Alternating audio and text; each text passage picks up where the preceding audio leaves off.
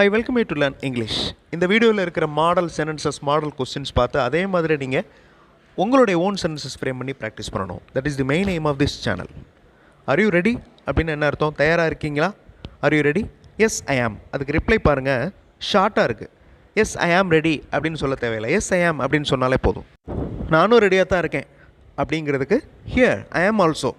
இந்த short form பாருங்கள். ஐ ஆம் ஆல்சோ, நானும் கூட ரெடியாக தான் இருக்கேன். Where do you want me to wait? நான் எங்கே வெயிட் பண்ணேன்?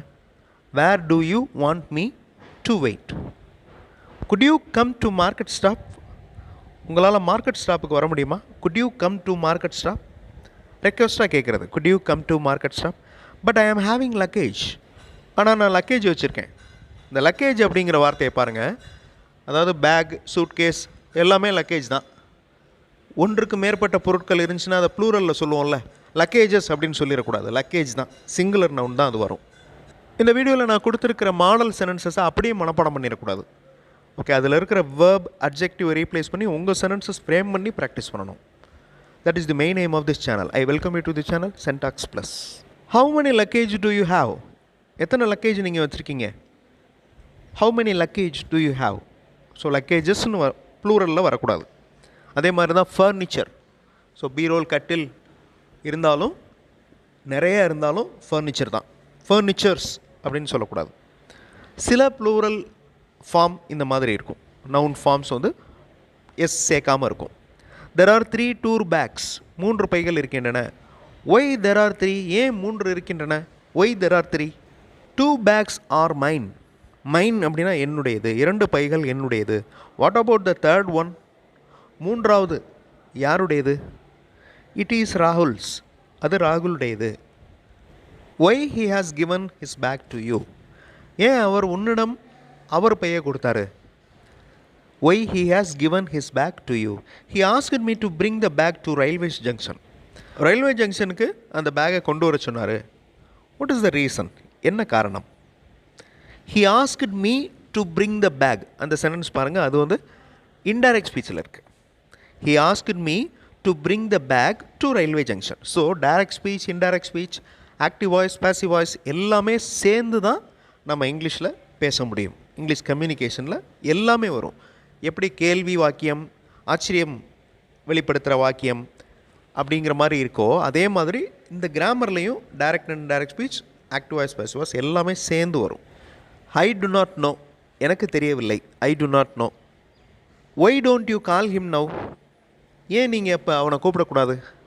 Y don't you call him now? I have just now phoned. இந்த ஃபோன் அப்படிங்கிற வார்த்தை நவுன், பெயர்ச்சொல்.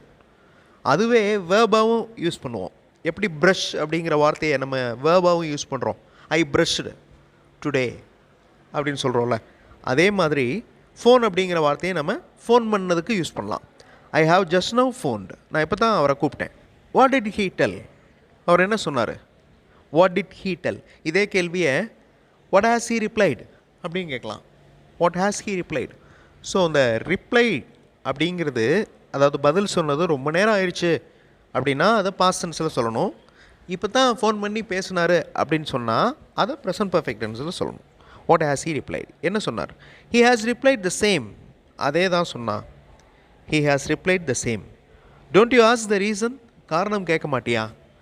எதுக்காக ரயில்வே ஜங்ஷனுக்கு அவருடைய லக்கேஜை கொண்டு வரணும்னு காரணம் கேட்க மாட்டியா? Don't you ask the reason? நான் கேட்கவில்லை. I did not. How can you bring 3 bags? எப்படி நீங்கள் 3 பைகளை கொண்டு வர முடியும்? எப்படி 3 பேக்ஸை கொண்டு வருவ? How can you bring 3 bags? I think it is better to hire an auto rickshaw. ஒரு ஆட்டோ வாடகைக்கு அமர்த்துவது என்பது நல்லது என நினைக்கிறேன்.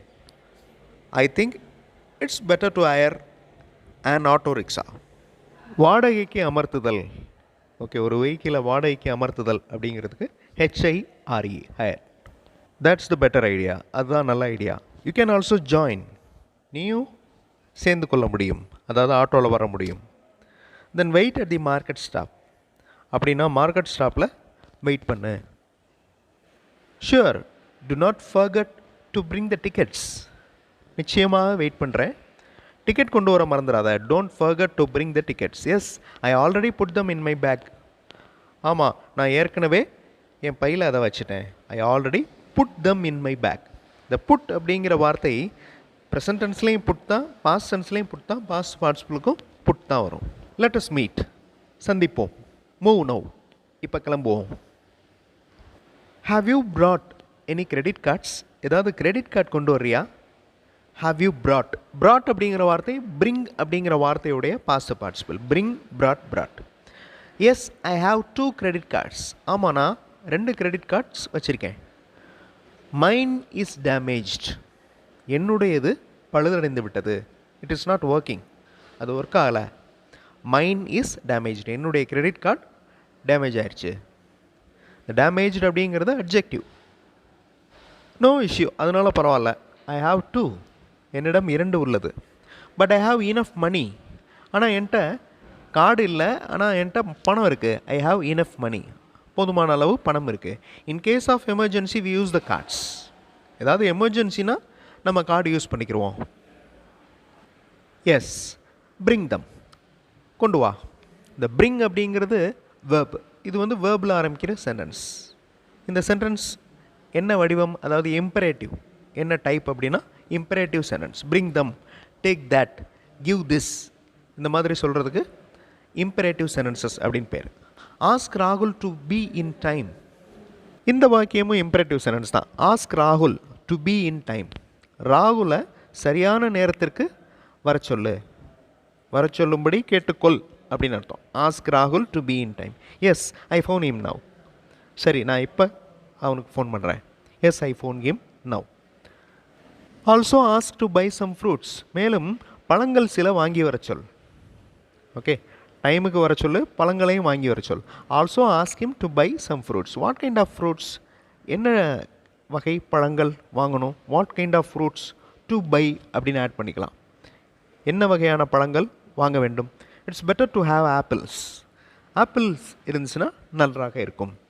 It is better to have apples. I will inform him to buy. நான் அவன்கிட்ட வாங்க சொல்கிறேன். I will inform him to buy. It's time to move.